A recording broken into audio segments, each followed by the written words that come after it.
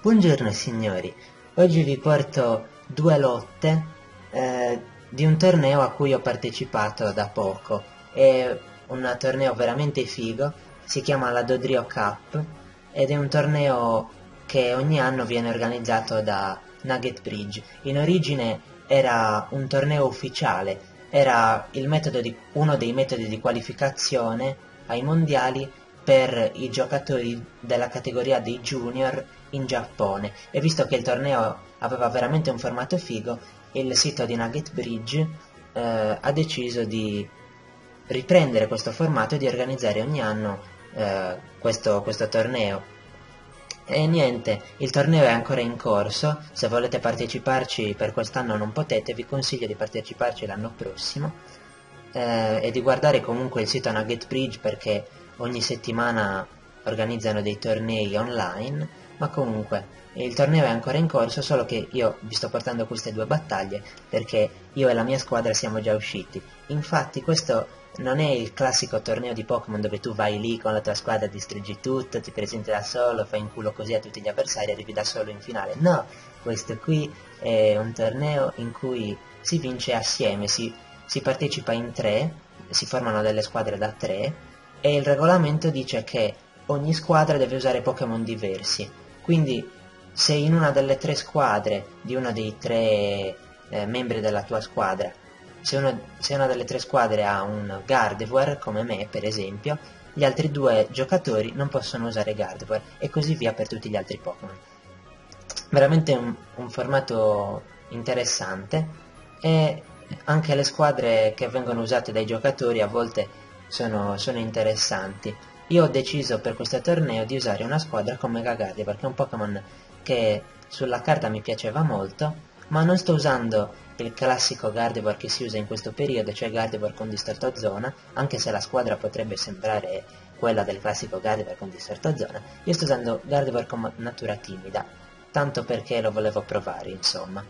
E come vedete il mio avversario, Skylar Green, sta usando una squadra veramente temibile, con Kangaskhan Smeargle. Credo che questa sia la prima volta che in un torneo affronto questi due, quindi ero un po' preoccupato, anche perché non sapevo come avrei potuto sbrigarmela. L'unico modo che avevo per sbarazzarmi di Smeargle, beh, lo vedrete subito, lo vedrete dal primo turno infatti. Quindi cominciamo e vediamoci la partita.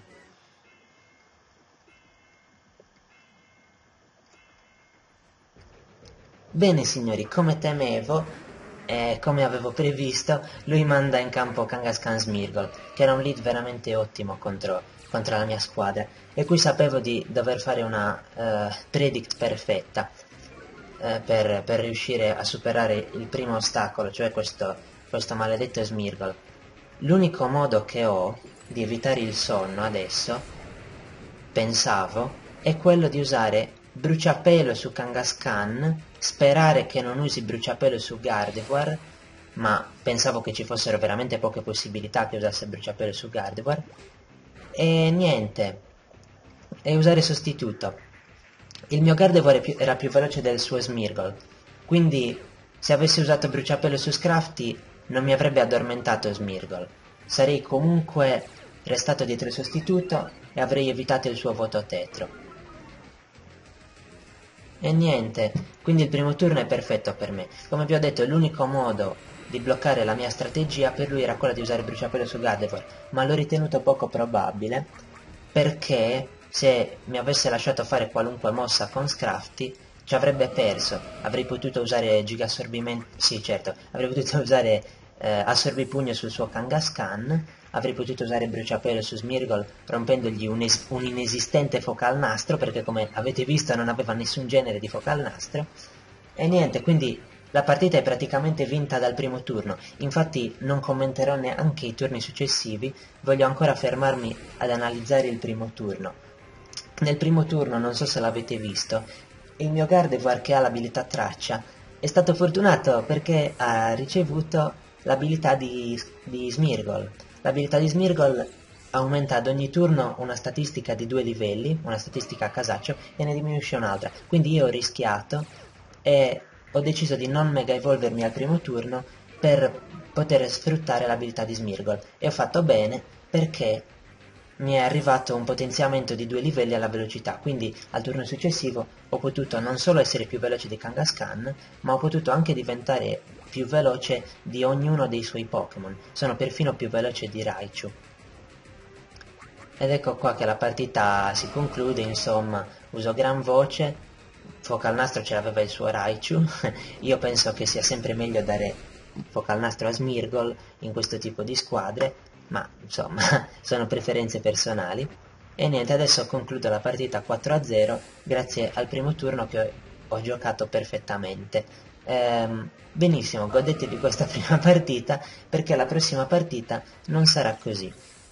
Quindi questo era il primo round del torneo. Il secondo round del torneo non l'ho giocato perché il mio avversario non si è presentato e c'è stata una situazione complicata, insomma, quindi alla fine non abbiamo giocato e abbiamo passato il turno per sorteggio. 2 dei nostri avversari non si sono presentati, ma non abbiamo potuto segnalare questa cosa agli amministratori, ai moderatori del torneo perché era una situazione complicata. Quindi passiamo direttamente alla gara del terzo round e vi dico già che non sarà così facile come è stata questa qui. Bene signori, come vi ho detto, la seconda partita non sarà facile come la prima. Come vedete ci sono i sottotitoli perché il mio avversario, quando gli ho chiesto il permesso di mettere il video sul mio canale di YouTube, mi ha detto che voleva vedere il video e quindi ci ho messo i sottotitoli per fargli capire anche il commento e fargli capire a cosa stavo pensando quando ho fatto certe mosse. Allora, come vedete, lui ha Mega Metagross e Mega Metagross mi fa un culo così, detto molto francamente. E sì, sapevo che lui avrebbe usato Mega Metagross oppure un Pokémon che mi avrebbe messo in difficoltà, perché ho giocato per ultimo tra i miei compagni di squadra, e quindi i miei compagni di squadra mi hanno detto quali erano le squadre di Pokémon che stavano usando i loro avversari, e sapevo che c'erano alte probabilità che il mio avversario utilizzasse Metagross. Io ho 3 Pokémon deboli a Mega Metagross, ho Amoonguss, ho Crobat e ho Gardevoir, e sono debolissimi a Mega Metagross. Quando ho costruito la squadra lo sapevo bene, ma ho cercato di mitigare un po' il problema utilizzando Heatran. Purtroppo non ho avuto il coraggio di mettere Heatran in campo perché lui aveva Politoed. Questa era una squadra da pioggia con Mega Metagross, quindi un incubo totale per la mia squadra. E niente signori, quindi capirete benissimo che questa gara è quasi persa in partenza, ma ho comunque fatto del mio meglio. Questa è una bugia perché a un certo punto entrerò in modalità cervello spento, ma questa è un'altra storia. Ero sicurissimo che lui avrebbe mandato Metagross per primo, non c'era motivo di non farlo, e infatti ho deciso di mandare avanti Scrafty e Gardevoir per sperare di poter utilizzare al primo turno Bruciapelo sul suo Metagross e di poter usare un sostituto con Gardevoir, ma niente, come vedrete lui mette Ludicolo Metagross davanti, quindi questa possibilità per me non ci sarà, ma vediamo la partita per maggiori dettagli.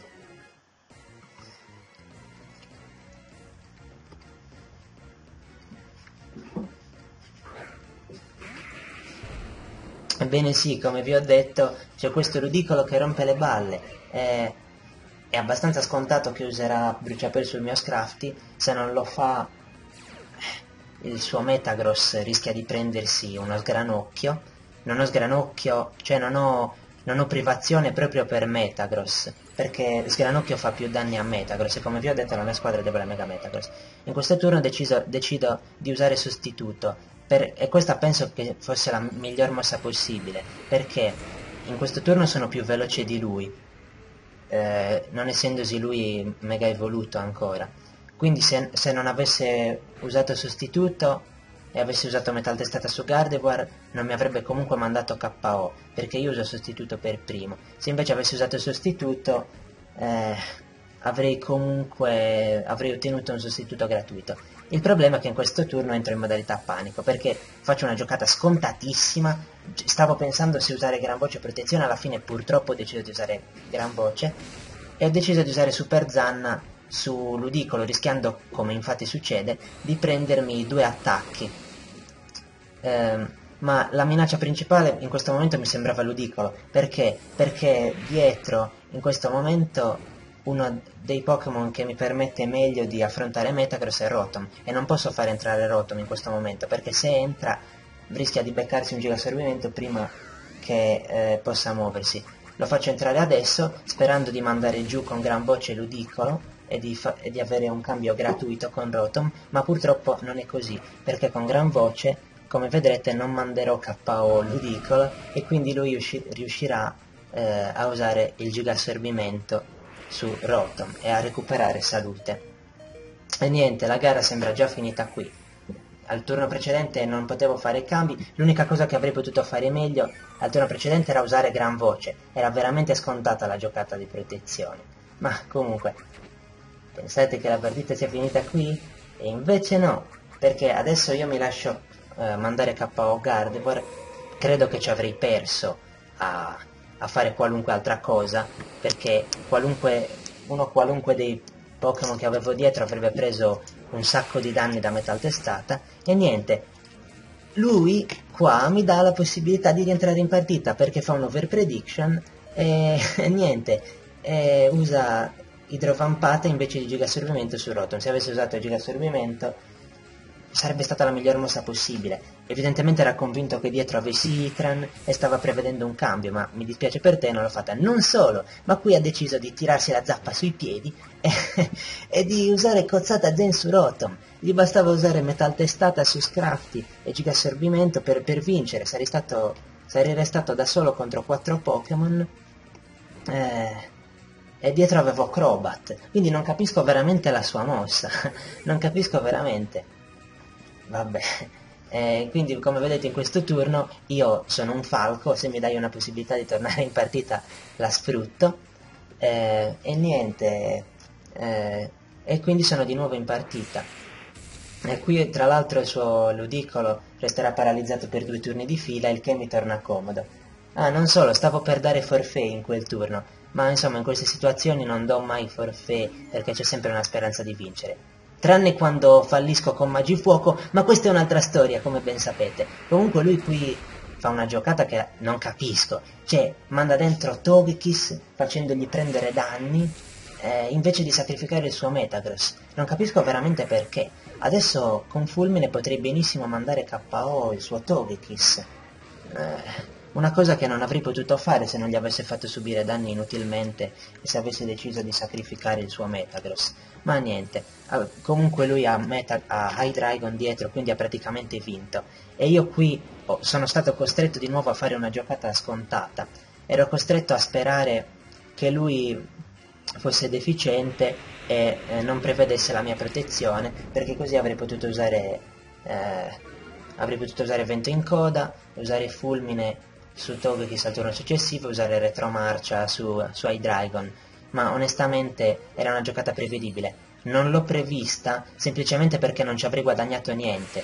L'unica cosa che potevo fare in quel turno, tra l'altro non mando neanche KO Togekiss, ma questa è un'altra storia, l'unica cosa che avrei potuto fare con Rotom in quel turno era usare fulmine su Hydreigon e sperare di paralizzarlo, ma non ci ho neanche provato. Ho pensato che fosse meglio usare vento in coda e sperare che lui facesse una mossa stupida. Tra l'altro ha fatto una mossa un po' strana.